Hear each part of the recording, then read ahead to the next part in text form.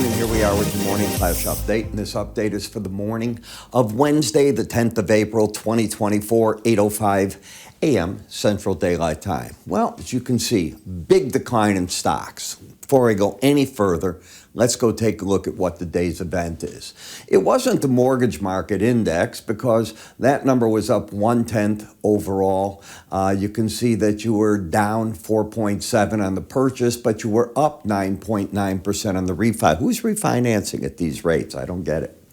The CPI is where all the problems are. And to make a long story short, it come in at 0.4%. They expected it up 0.3, ex food and energy, month over month, up 0.4. They expected 0.3. Right off the bat, you got a hot set of numbers.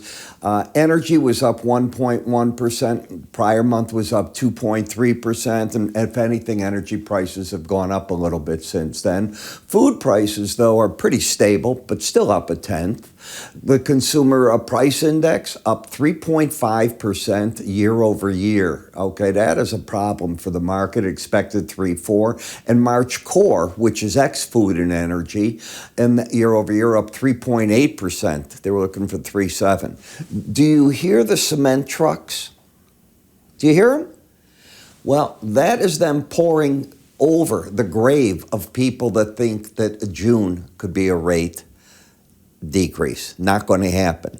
Maybe even July gone. All right, so that puts you back to the September time frame. So 2 rate cuts is probably where the market will readjust to, and that doesn't mean they're going to happen. These numbers are simply put too high, and that's a problem for the marketplace. All right. Let's see if I can get the next set. We get wholesale inventories today at 9 o'clock. Crude oil numbers are going to come out, the stocks from the EIA at 9:30. We're going to hear from Richmond Fed President Barkin and Chicago Fed President Goolsbee, and that'll be around 11:30. We'll see if they address these hot numbers. Minutes of the FOMC meeting, that comes out at 1 o'clock, and then we get the Treasury outlays and receipts data, and that's going to come out this afternoon at 1 o'clock as well. But what you have to deal with right now in a big way is the reaction to the market. And as I said, going into this report, you are really playing with fire, all right? Because the market had decided this is a big number. Markets let you know what they're doing. So first thing that we're seeing, the curve yield getting smashed, all right? So the short-term rate climbing about 3 basis points over the longer-term rates. That's the first thing. You can see the market down. What it's saying is goodbye the idea of rate cuts anytime soon. You might be hearing real estate brokers moaning at this point because the idea that mortgage rates are going to fall off these numbers, that part is gone. On the energy markets, it's a bit of a whipsaw so far this morning.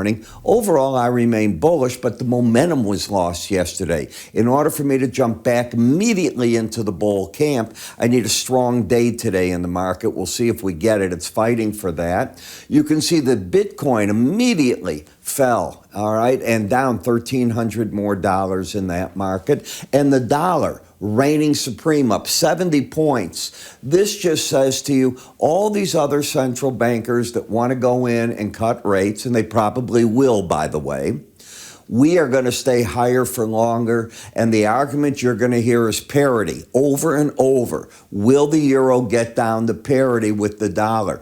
I remember I was in Europe so many years ago, and I went out with a group of friends there that we had met in Florida, and we made friends with them, and parity was the conversation at that time. And I'm going back quite a ways, into probably the 90s. It was a ball. But I keep thinking about that. And if you can get down there, book your trips to Europe because it is a lot of fun for you at that point because you're really getting a lot of value for your dollar. That is the key.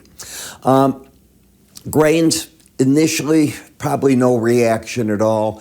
You've been all over the board in the reaction, as I said, on the energies because it is priced in dollars. Now, where's the heat in the market? All right, the heat in the market came in insurance costs, especially car insurance. Down price in new cars and used cars. Shelter not doing what the Fed wants. Shelter, if anything, steady to slightly higher. So it makes up 35% of the headline number on the inflation, and it's not going as the Fed is looking for it. And BlackRock looks like, paying $10 billion for apartment rental for high-end units. Not bad, because those people still have the money and they're not as prone to worry about where things are going.